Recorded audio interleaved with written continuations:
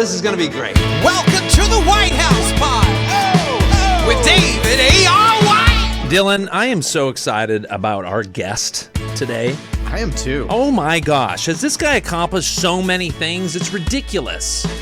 It's ridiculous.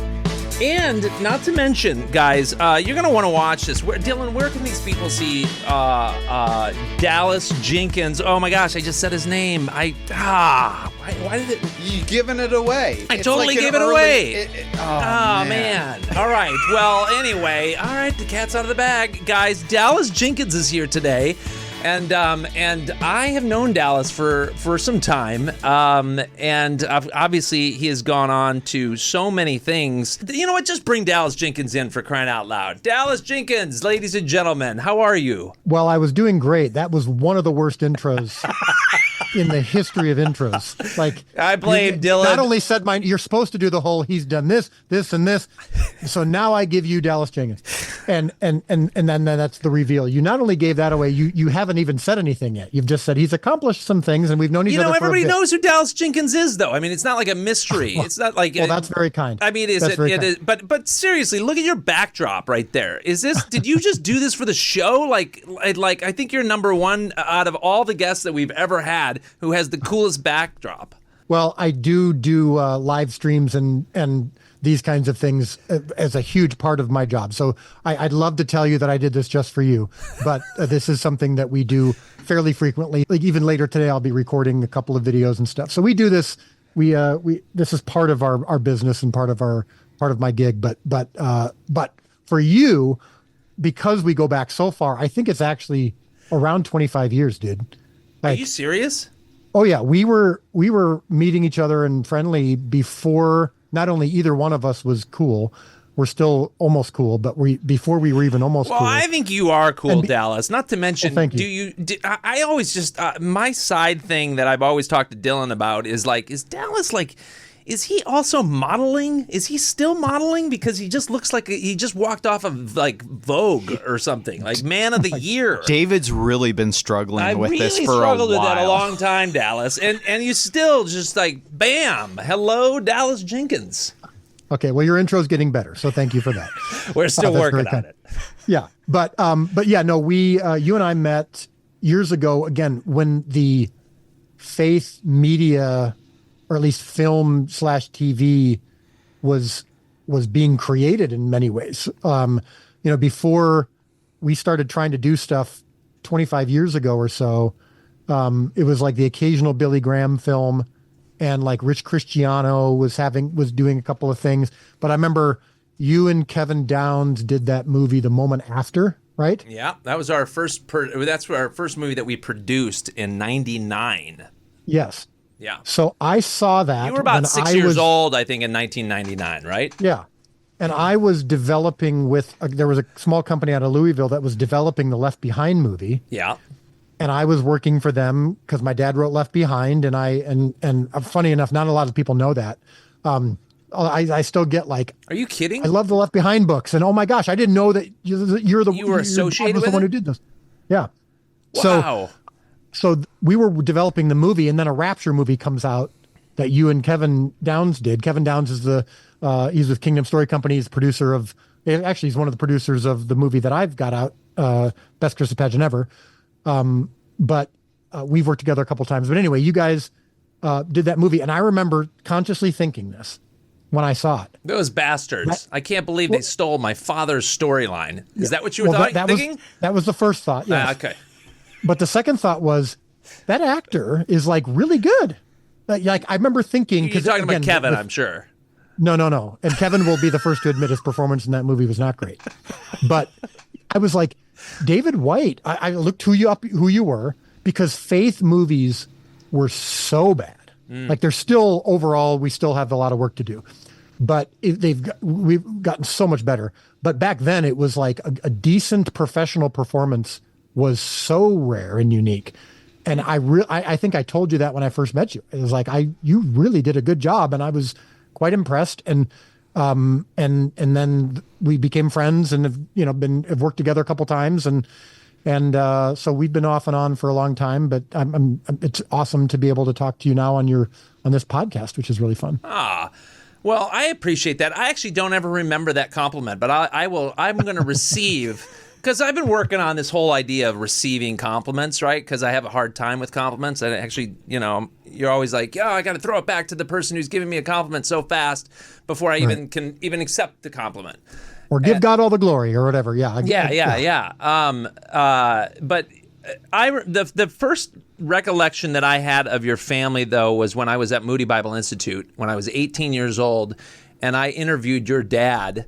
Your dad so graciously took an interview with me. It was like, oh my gosh, the writer from the Left Behind books is going to actually allow me to, as a college student, I was just as a communications major, to do an interview. Oh gosh. And I just remember how gracious he was to sit with me and to spend, I think he spent like 45 minutes or something like that. Well, he was like, he's captain Moody Bible Institute. I mean, he's been on the board. He attended. He was a writer in residence there. He worked at Moody Publishing at the same time. He was an author decades ago before he just went to writing full time, and has always been extraordinary about pouring into everybody, but especially Moody students and up and coming, artists of any kind. And yeah, he's one of the kindest and most gracious people that I've ever known, and he happens to be my dad, which is really cool. So that's cool. I don't think I knew that story, but that's really cool. I didn't know that he was like involved with the school that much. I mean, it makes sense of why he said yes now. Yeah. No, he's a huge. Did he go there as well? Like my entire family went to Moody. Yeah, he went there. What's funny is because I thought you were on the Wheaton side. Well, I was born in Wheaton, but he was at Moody. We didn't have any connection to Wheaton College, but yeah, he went to Moody for a year and actually was kind of kicked out because it was kind of like this clearly college isn't for you. He was, barely showing up to class. And then of course, what's ironic is that he ended up becoming a member of the board years later. He's worked for Moody for decades. He's contributed a lot to Moody. There's a building named after him at Moody called Jenkins Hall, which is one of the dorm buildings there. So, all right. So where did you grow up? So I was born and raised in Zion, initially Deerfield, Illinois, northern suburb of Chicago, then Zion, Illinois, where I lived until college. I went to college in Minnesota, moved to Louisville, where this small production company had gotten the rights to the Left Behind books when they were first coming out. And I worked for 3.5 years there and then went on my own with my dad, but to start our own company. But born and raised in the suburbs of Chicago. Was it small, like when you say suburbs of Chicago, was it like a big high school or small? Small. I went to a small Christian school. So I was I graduated in a class of 13. So wow. I often say I was a salutatorian, which people get impressed by. But I was second out of 13. So it wasn't quite as impressive as being the salutatorian of a huge high school. But yeah, no, I went to a small private Christian school. Are you the oldest kid or youngest? Yeah. You're the oldest of three boys. Now, have you always been so on it? Like, did you get straight A's in high school? Were you just straight laced Dallas Jenkins? I definitely wasn't straight laced. I've always been on a serious note. Yeah, I've always been a good kid in terms of I don't have a prodigal story. I never strayed from the faith. I never went off the rails or anything like that. I always got pretty good grades. I was a fairly good student not because I studied much. I was always just pretty good at I pick up things pretty quickly. So I wouldn't say I was a good student, although I got hit decent television grades. shows. Like that's just an easy thing to do too. Yeah, right. But it was when I was in high school. See, and I think you're similar, right? You were born you grew up in kind of a strong Christian family. Yeah, I grew up in a Mennonite. Yeah, my dad was a Mennonite. Yeah, that's right. Yes, because that was your movie that was loosely based on some of your experiences. So I wasn't Mennonite, but we were a very strict conservative evangelical family. And so I was shielded from a lot of movies and TV growing up just for that reason. But my dad was a big movie buff. And so when I got to 8th or 9th grade, he's like, all right, it's time for you to start, seeing some great movies. Cause I love movies. And up till that point, it was all just G-rated, family friendly type stuff. And I was passionate about sports. and the Bible. I went to a small Christian school. And then I saw the movie One Flew Over the Cuckoo's Nest as a freshman in high school. Wow. With Jack Danny Nicholson. DeVito and Jack Nicholson. Yeah. And that changed everything. I was sitting on the couch. That was that was the opening of your dad going, okay, we got to open up your mind and watch some movies, and let's start with. Well, the first one, it was like one summer he was like, you need to start seeing great movies, and so I started watching. It was like he introduced me to The Godfather and Bonnie and Clyde and all these. I was like, where has this been all my life? I mean, it was just I was totally into it, but I didn't. It wasn't until I saw One Flew Over the Cuckoo's Nest that I thought, whatever that is, I want to do it. I want to inspire in people the kind of response that I'm having right now to this movie. There was a scene in the movie where I won't take too much time on this, but like Jack Nicholson as this character in a crazy an insane asylum is denied the opportunity to watch the World Series. So he goes to a blank television screen that's sitting there and he starts broadcasting a World Series game that he's not watching, but he's just trying to give himself the experience of watching it. So he starts broadcasting it and then Sandy Koufax throws the pitch and this guy hits it. And the other inmates start gathering around and cheering like they're watching a game, but he's broadcasting it. I was just, maybe it was because of my love of sports and broadcasting, but I was so inspired and so excited and was so moved that I'm like, I want to do that for people too. I don't know what that is, but I want to make movies. I want to do that. And I remember also thinking there's so little that reflects my faith at this time. This was back in, mid to late 80s. Or no, maybe early 90s, but I'm like, there's so little that actually reflects my faith and my experience and points people to God. Like, what if we could use this tool that is so inspiring and so great for stories that are, God honoring. And so that was the beginning of that journey was One Flew Over the Cuckoo's Nest. Wow. Okay, you go to college in Minnesota. What was your major? Film? No, so back then, again, Christian. I went to a Christian college, Northwestern in St. Paul, small Christian college. There weren't many. I mean, I think maybe Biola, maybe Liberty, Regent, maybe were the only kind of Christian schools that had film majors. So I was a theater major. And I would do projects on the side, like I would make videos and, storytelling and stuff on the side, in addition to acting. I was an actor in the theater program. And then when it came time, every year, the seniors, a senior would direct a play. And it was we would do a big musical in the fall and a big play in the spring. It was actually a fairly robust theater program for a small school. But every winter, a senior would direct a play, and it was no one in the department questioned, including me, that I was the one to direct it. It was clear that I had the mind for that I was kind of even when we were all acting together, I was the one thinking like a director and started to develop those aspirations. Well, I guess I'd had those aspirations coming in, and so that was the first significant thing that I directed was the play my senior year. And so when I graduated from college was when I just went directly to work for this company, because that was the time when Left Behind books started to really take off, was my junior and senior year of college. So it's like because your dad working for like a publisher or something like that?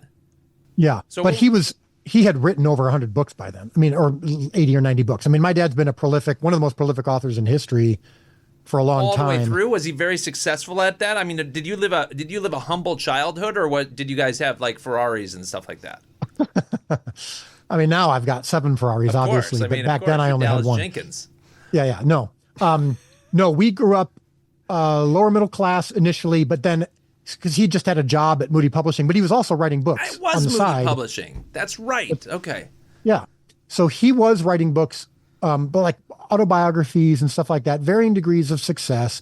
In 1988, he had his biggest success. He wrote Oral Hershiser's autobiography. So this was the year the Dodgers won the World Series. That's what I did a story on. So Oral Hershiser was a huge, had a huge season, won the Cy Young Award, broke the scoreless inning streak record. And in fact, you know what? Oral Strong did an believer, event at Moody too. Bible Institute. Like he came and did like a signing or something. So that might have been where you Yeah. did the story. I think that's, yeah. So that book was a New York Times bestseller. And so my dad got more prominent from that book, but he was still just the co-author. I mean, he wasn't prominent until Left Behind, which the first book was released in like 94, 95. And the first year it was doing moderate. So I'm in college at this point. Is he co-writing those books with Tim LaHaye? He wrote everything. Tim LaHaye was the prophecy expert, and but Tim wasn't a fiction writer. So my dad wrote every word of the Left Behind books. But Tim was the one who came up with the idea and provided all the prophetic timelines and all that kind of stuff that my dad operated from, and the theology of it and whatnot. And so my dad, it was like 94, 95, and it was my junior year of college when Left Behind, the tipping point hit, and it went crazy. And then every new Left Behind book was debuted at number 1 on the New York Times list. But around that time, right before it completely took off, this small company out of Louisville pursued my dad, got the rights, saw the potential of this story. And so by the time I graduated, the books were huge and the movie opportunity was significant. And so I went to work as like a low-level secretary at Namesake Entertainment in Louisville. Yeah. They don't exist anymore. But I was like a secretary for a few years, and as we were trying to develop the movie. And then right when they were about to make it, finally they get ready to make it. They partnered with the Lalondes, remember Cloud 10 Pictures. Unfortunately. And so, so they were about to, Paul Lalonde is still doing Left Behind projects to this day. And I actually like Paul very much. But it's not hidden that his brother Peter has had some issues. And so, right when they were about to make the movie is when I actually left, just because my dad and I could tell that the movie wasn't going to be what we had hoped. And we thought, well, let's just do our own thing. And so we formed Jenkins Entertainment, and I was 25 years old. And we decided we saw a lot of people in Hollywood, even in the faith space, talking about making movies and wanting to develop things. And we said, what if we just made one? That would seem to kind of allow us to stand out. And so my dad had the means to just finance a low budget indie movie called Hometown Legend. And it was a high school football faith film. Before that was cool, because since then there's been like 5 of them. But we did a small independent movie called Hometown Legend, and it got picked up by Warner Brothers, and did okay. Didn't make money, but it did okay on DVD and whatever. And I was 25 years old at the time, and I produced it, didn't direct it, and that's where I got my education on everything involving the business, because we built it soup to nuts. We financed it, produced it, got it sold to Warner Brothers, marketed it. What year was that? That would have been 2000. Because it was 2008 that we did What If, right, with you, where you directed that. That's when we filmed it in 2008 or 2009, I think, and it came out in 2000. How many more movies between Hometown Legend and What If did you do then before What If? So after Hometown Legend, I then directed a couple of short films. I directed a short film called Cliché, because for years my dad and I were always saying, what if there was a movie where every line in the movie was a cliche? Every character, everything was just a movie cliche. So I made this short film called Cliché about a cop who plays by his own rules, and he has 24 hours to solve a case before his boss takes his gun and his badge because he went rogue. And it was this just fun little, you can still watch it, but it's like, so I directed it. And then I directed a short film based on one of my dad's short stories. It was called Midnight Clear. Yeah. And it was released by ChristianCinema.com, which Kevin and his brother Bobby. Midnight Clear very clearly. Yeah, of course. And then I turned that into a feature. And I directed the feature, Midnight Clear. Again, another low budget indie that Kevin Downs, that's where he and I worked together for the first time. He co-produced that.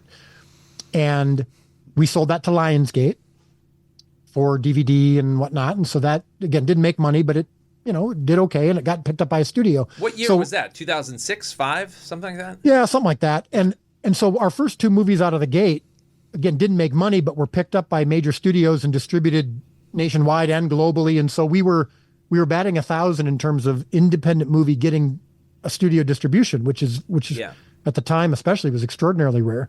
So we're doing well. I'm learning a lot, but I'm still not a true filmmaker yet. The movie was mediocre. It was filmed, my cinematography. I mean, I had a good cinematographer, but my visual style, my filmmaking, my cinematic language was very limited, very immature.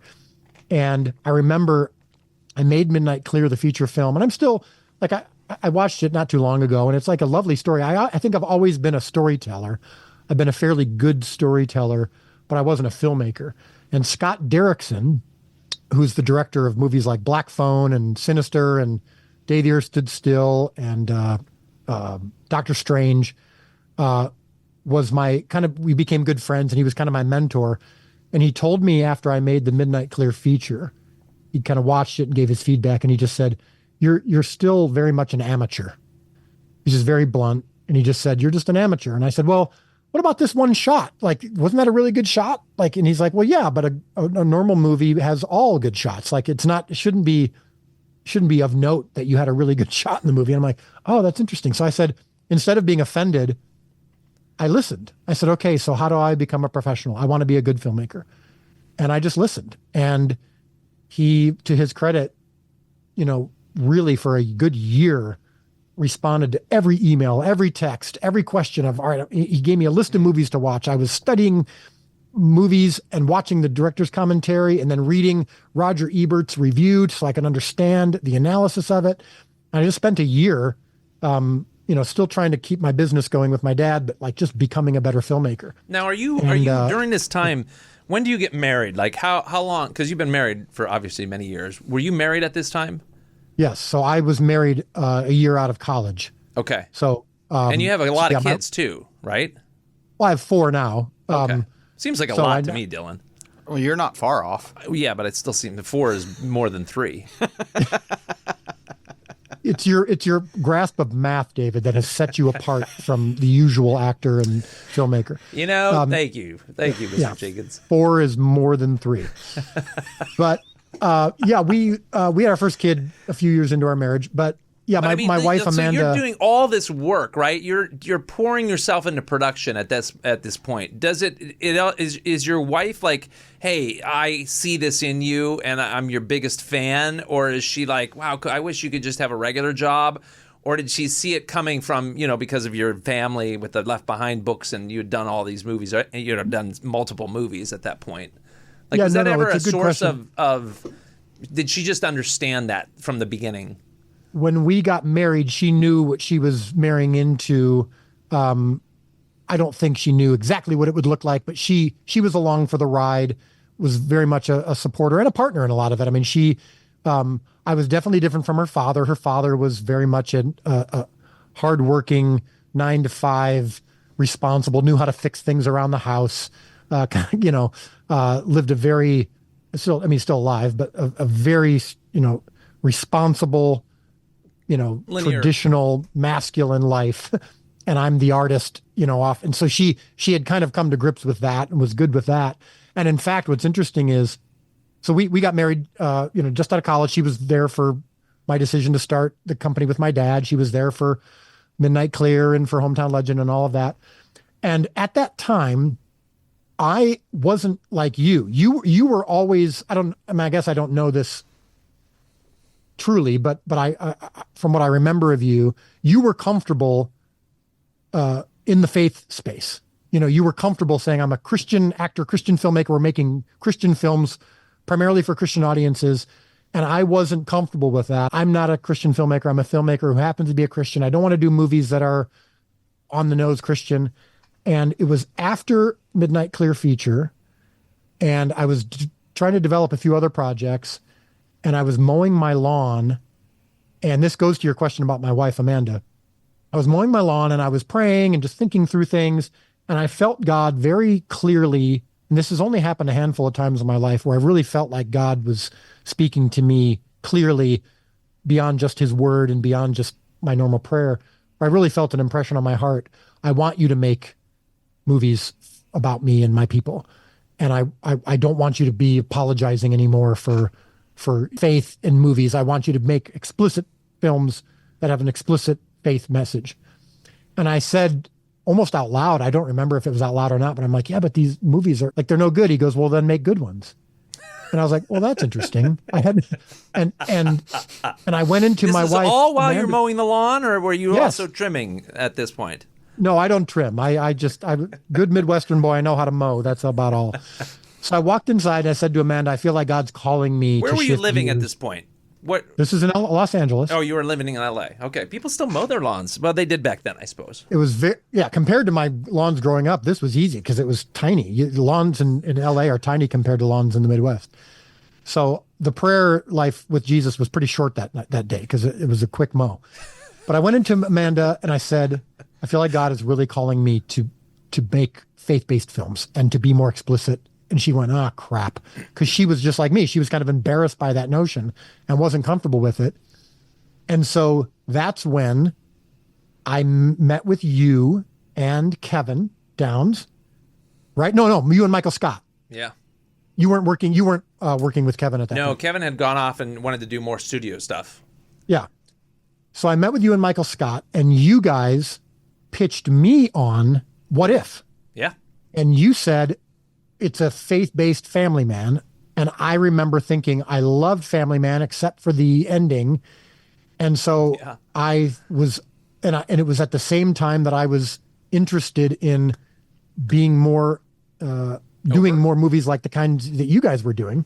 Because you had started Pure Flix and you were, again, unashamedly saying we're making Christian films. Yeah, I think we were like 6 or 7 movies in at that. Yeah. So we just had kind of a general meeting and you told me that story and I go, I'm in and I think we would want to finance it and I want to direct it. And I met with writers, Carrie Solomon and Chuck Konzelman, who wrote God's who are Not Dead still as doing well. stuff today. Yep. They had been in the Hollywood system and had felt called by God to do faith movies. And they saw Midnight Clear, ironically enough, and said, oh, interesting. You can do this and have it be interesting. And because I think Midnight Clear, it wasn't a big success and it wasn't even that great of a movie, but it was interesting and it was told in a unique way. And it wasn't a traditional faith-based movie. And they thought that movie convinced them to get into faith-based films. It was really fascinating. So we bonded and we're repeating each other's sentences and you and I were collaborating and it was all great. So Pure Flix and Dallas Jenkins combined to make What If. And it had Kevin Sorbo. It was Kevin Sorbo's first faith-based movie. So depending on what you think of all of his movies subsequently, it's either you're welcome or I'm sorry. But I brought Kevin Sorbo into the faith-based world. And Christy Swanson and Debbie Ryan from... I think it was all of their first faith-based movies. Yeah, John Ratzenberger. Yeah, from, you were very good about casting. I mean, normally I had cast most movies, and then Dallas was like, no. I this is my thing. I want to do it, and you were really good. I don't actually like most directors that come in. We don't do that, But you are an exception, Dallas, because of your attention to detail. Also, you make decisions pretty quickly, and I've always appreciated that about you, which is a testament to obviously why you have had such a success with The Chosen and are on the 6th season. 6th season, I think you're on. 5th season is coming out. I'm writing the 6th season right now. I mean, and to be able to do all of that, like you have to be able to make decisions quickly. Here's what's interesting. So you guys had done a handful of films already, but they tended, it wasn't a director-driven thing. It was like, we have a formula, we have a project, we're hiring someone to execute this project. And what made me a little bit unique was we were bringing financing, but also, as you're saying, I had a very strong vision. Yeah. And so it was a strength and a weakness from the way you guys did things. Things went very well. The movie turned out great. It was successful. I still get checks. Technically, it was our first theatrical. It allowed us to learn about the theatrical world, which then God's Not Dead came, was the next one right after that. Yeah. So, it was all good. And What If remains. I mean, I still see like ads for it on social media for the streamer. That was the outcome of my acceptance of my lane, which is I am going to tell stories of faith explicitly. I'm not going to apologize for it. And that is my lane and that is what I'm going to do. And it's what I feel called to do. And it's what I think I'm good at. And that's what I can bring to this industry. But I was obsessed with legitimacy. I want to have a Hollywood movie. I want I want to win an Academy Award. I want to have a box office hit, right? And that was my drug of choice, was legitimacy and affirmation from the industry and from popular culture. So what if, even though it was successful and made money, I still kind of wanted to take it big. I wanted to go bigger and broader. And so that's when I ended up, it was right when What If came out that I accepted a job at a mega church in Illinois. I moved from LA to Illinois, which was for us, we really wanted to do that to raise our kids in Illinois as opposed to California. And why? California is so wonderful. There's no problems here. In fact, we have a weed trimmer outside right now from Warner Brothers. I don't know why. You'd think if you get the studio, it can be quieter. Right. Well, it's also, when you're raising kids in LA, it's hard. It can be a challenge to find the right school and all that stuff. So I still love LA, and I still, Does have good weather. I still am out there all the time, of course, but it was there at this church in Chicago, which is where I'd also been raised. So I love Chicago. I love coming back to it. We got our kids in the school. So I'm now working for a huge church in Illinois.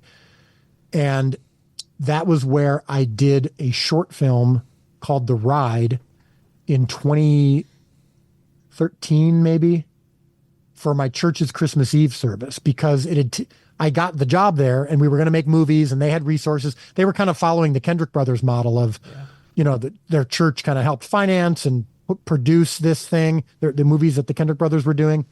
Their first one was Facing the Giants, and then they did Fireproof.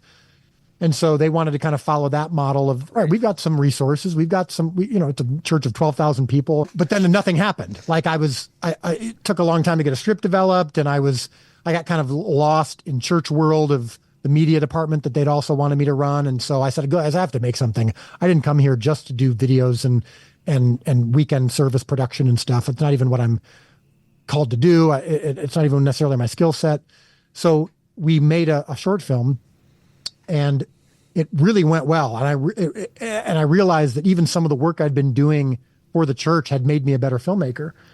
And that short film got in the hands of Jason Blum, who is one of the most successful producers in all of Hollywood. And his whole gig is horror films. Like every horror film you can think of, he probably either produced or was part of in some way over the last 10 years. And has, had a huge success. And he's also done other films and won Academy Awards. He saw my short film because of Scott Derrickson, who directed Sinister for Blumhouse, for Jason Blum.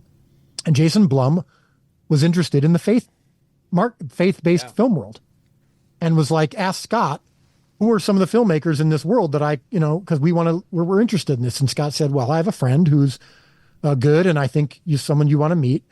And he said to me, Dallas, I told Jason you're going to send him your short film that you just did for your church. And I'm like, are you kidding me? A short film for my church I'm going to send to one of the most powerful producers in Hollywood? He's like, well, I already told him you're sending it to him, so you need to send it to him. So I did, and he loved it and said, I want to be in business with you. This is the bullseye. Let's work together. And so I'm like, well, I'm developing this project. It was called The Resurrection of Gavin Stone.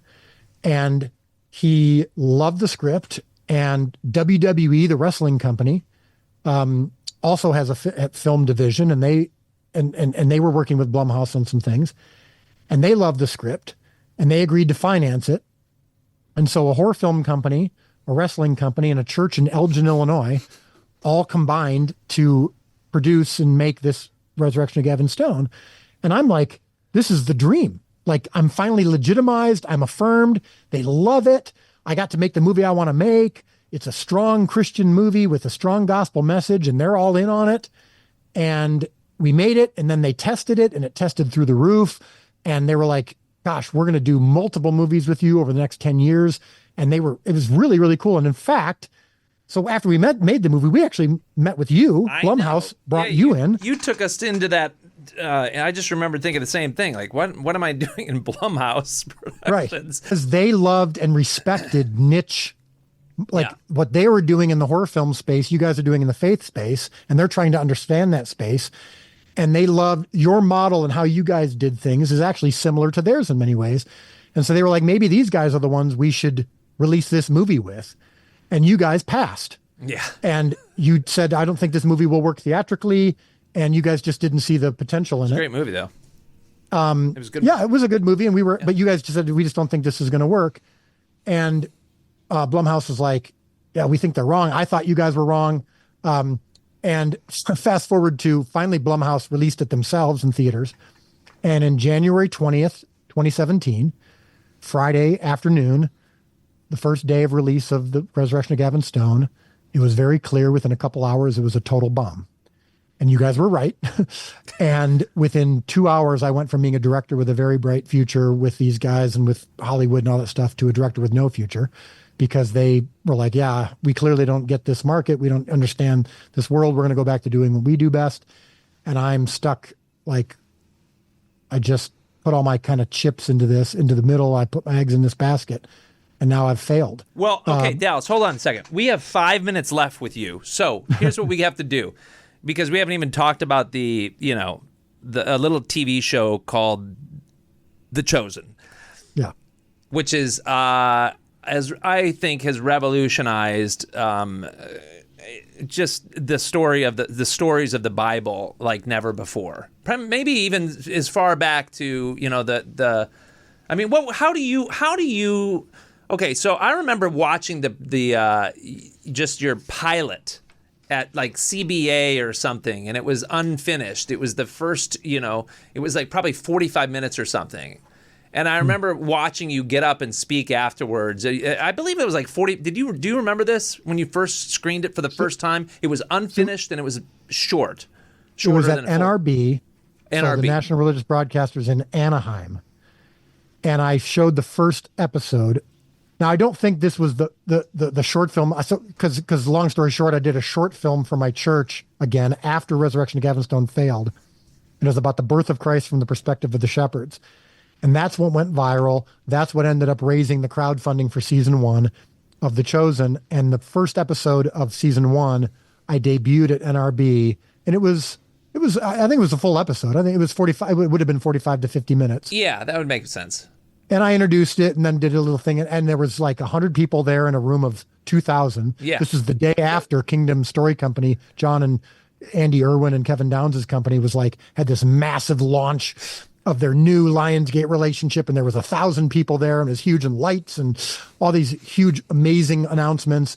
And I get up the next day in the same room with only 100 people there. And I'm like, I got this little Jesus project, and check it out.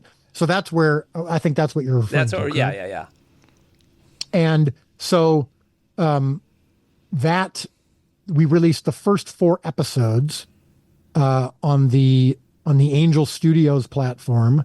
At the time, it was called VidAngel.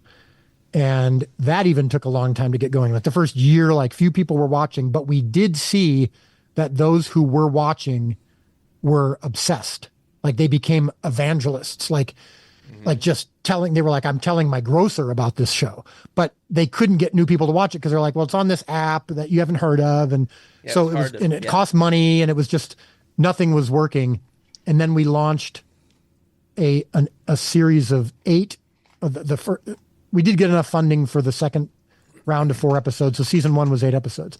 So we played season 1 on YouTube, 1 episode per night for 8 nights in a row during the COVID pandemic. And I said, it's free to watch on YouTube here. And we're going to make it free for the next few weeks, just as a goodwill gesture during COVID.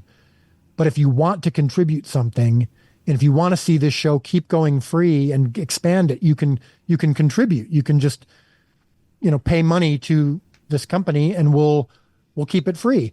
And that day, the first night, our income quadrupled, and then the second night it quintupled, and people were just like so passionate about getting this show out to the world. We decided, you know what, let's just make it free forever, and we'll just give people the opportunity to pay for it or not, if they want to or not. And that was, I mean, it's obviously a very long story since then, but that was the first tipping point of The Chosen, was 2020 during COVID. That's when it had its first big growth point. I want to ask you this before we close. Obviously, we have to talk about the best Christmas pageant ever. It's fun hearing your story, from even just pieces of it, of how you got into the film industry and where you are today. given the extreme success of what you've accomplished. What is your words of encouragement for kids who have a dream? What is it? How did you do it? So let me briefly just say, because I do, people can still watch The Best Christmas Pageant Ever, based on the Barbara Robinson book that's been out for over 50 years, read in public schools for years, performed as a play. I read the book to my kids 20 years ago, closed that book and said, I have to make this movie. It made me laugh and weep, and it was so moving, and it's got such a beautiful Jesus story, even though it's a funny kind of mainstream Christmas story, and yet this is an explicit Jesus story. I have to tell it, and I've chased it for 20 years, and it wasn't until The Chosen got successful that I finally was able to get the rights, even though it had been with other studios and other directors, and I just, they couldn't get it made, and finally we were able to make it. Now it's, a national theatrical release and has done very, very well, and got 91% on Rotten Tomatoes and good box office and all that stuff. So it's been wonderful, and it's been beautiful to see how God has worked through brokenness and surrender, and now all of the Hollywood success that is coming because of the success of The Chosen and because of the success of Best Christmas Pageant Ever has come when I don't care about it anymore. It's no longer my drug of choice. When Gravenstone failed, I did surrender to God, and I did say, I just want to be in your will. And this brings me to what you just asked. In that moment of failure, I was writing a 15-page memo analyzing everything that had gone wrong and learning from it and trying to figure out how to solve it so that it wouldn't happen again and how I could somehow still be successful. And God put my wife into the story of the feeding of the 5,000 and said, read the story of the feeding of 5,000. So we read that story, which we've heard, 100 times, but didn't know what to glean from it. And so we were reading it and trying to wrestle with what it meant. And we learned some things about it, how Jesus actually brought people to the point of hunger. He's the one who'd been talking for 3 days. It was his fault. They had no food and they were so hungry. He brought them to the place where the only thing that would satisfy, if you are doing this business, any business or ministry even, whether it's film and TV or whether it's any initiative or career choice that you feel called to, if you are responsible for the feeding of the 5,000 or think that you are, or measure yourself by how many people are fed by your loaves and fish, God will either take it away from you to try to teach you this lesson, or he will leave you alone, which is even worse, and let you pursue your worldly dreams and pursue success and pursue awards, pursue legitimacy and pursue followers on social media and likes on your posts and box office figures. And he will just let you do that and let that matter to you, which is even worse if he just lets you alone. But he didn't graciously leave me alone, and he broke me and humbled me, and I became a different person.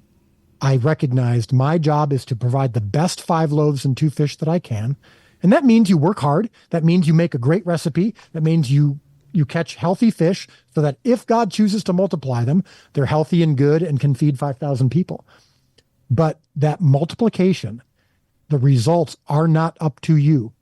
And so if you can get on that 5 and 2 program where you success, as the book of Exodus teaches us over and over again, can be much worse for you spiritually than failure can be. And so I'm now experiencing, I don't say this arrogantly, it's objectively true. I'm experiencing a lot of success, a lot of the things that I used to seek, but I don't care about it anymore. It's not the measure of whether or not I am giving God what he wants from me. And so I beg of you, if you are considering this business or any ministry initiative, to not wait until you're in your 40s to be taught through tears what I had to be taught, which is that it is not your job to feed the 5,000, it's only provide the loaves and fish. Thank you so much for sharing, and I hope we get you back to go into the other massive thing that you have had such extreme success at. Well, this was great, though. I appreciated the conversation, and thanks for walking down memory lane with me. Yeah, I loved every moment of it. Thanks again, Dallas. I'll talk to you soon, okay? Yeah, absolutely. Bye-bye. I'll tell Kevin to call you. See ya. Guys, wow, Dylan, how impressive and how encouraging Dallas Jenkins is. It was an amazing story. I'm glad that we were able to have him on because I think there was so much wisdom that came in this episode. So much wisdom. It's like, it's amazing to me because it's like you go from the success of certain individuals, of wherever they've accomplished, whatever they've done, and it's the thing that makes it all worth something or so sweet to be on our side is the heart behind whatever it is that they've accomplished, and truly those gifts come from the Lord, and we saw that even with just Dallas's story in a very small way. But guys, I'm sure you are already watching The Chosen. If you're not, certainly tune in and catch up because it's an unbelievable series. And also, the best Christmas pageant ever is out right now. Download it, stream it, buy the DVD, whatever it is to watch that too. Thank you so much for joining us, as always. We appreciate you guys listening, and I hope that you were blessed like I was, and I'm sure Dylan was as well. God bless you guys, and I'll talk to you soon. See you next time.